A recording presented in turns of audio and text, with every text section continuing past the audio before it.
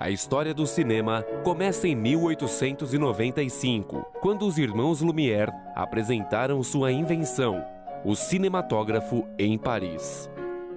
Pelas limitações tecnológicas, os primeiros filmes eram muito curtos, normalmente documentários e silenciosos. Mas aos poucos, os equipamentos foram evoluindo e as produções também. Depois do cinematógrafo foi a chegada do som, no final dos anos 20. Com o som a gente passa a ter uma nova forma de compreender o cinema e o espetáculo cinematográfico.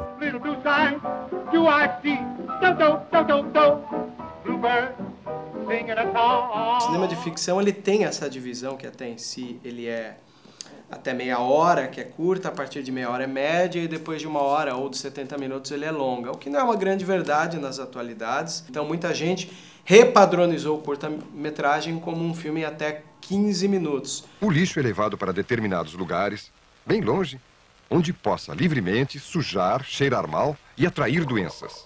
Em Porto Alegre, um dos lugares escolhidos para que o lixo cheire mal e atraia doenças chama-se Ilha das Flores. Na década de 30, o curta-metragem ele entra como um complemento educativo. Tem muita importância porque o cinema, de fato, era um meio de comunicação único que existia, que juntava imagem e som, né?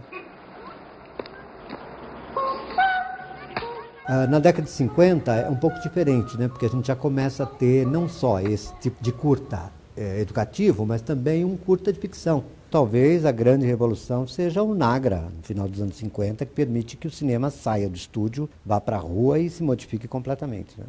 A Companhia Cinematográfica Vera Cruz foi fundada em 1949 no centro de São Bernardo do Campo, pelo produtor italiano Franco Zampari e pelo industrial Francisco Matarazzo Sobrinho. A década de 50 ela é marcada pelo fato de que o ABC abrigava os estúdios da Vera Cruz. A fundação do Vera Cruz foi uma tentativa da burguesia paulista de criar um cinema industrial nos moldes do cinema americano.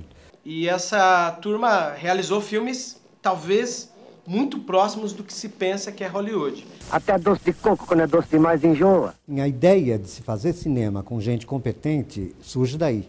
A companhia chegou a produzir e coproduzir mais de 40 filmes. E por meio dela surgiu uma das mais importantes figuras do cinema brasileiro, Mazzaropi.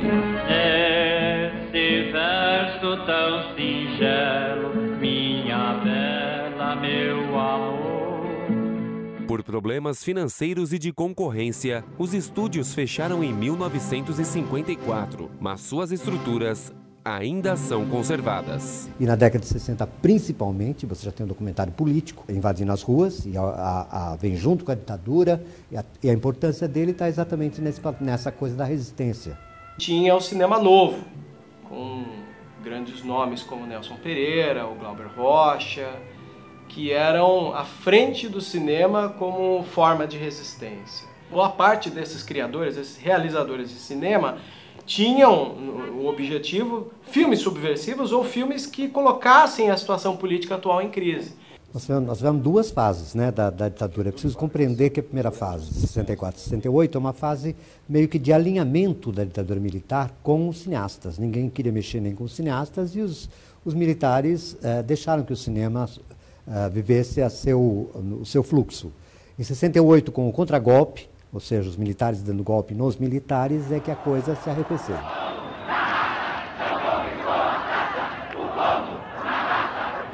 Foi realizado na década de 80 por cineastas do país. Então, por exemplo, a gente tem o Leon Hirschman.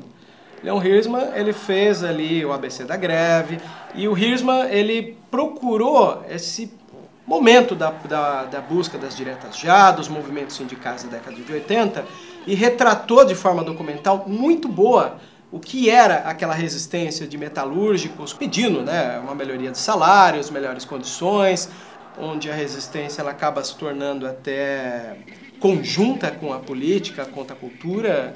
Então é um momento de ouro, é um momento cultural muito rico. Esses diretores acabaram se tornando marcos, né? Mas isso não torna o ABC um polo produtivo. O ABC, na verdade, ele recebeu isso porque ali estavam acontecendo os movimentos de sindicato e outros movimentos culturais.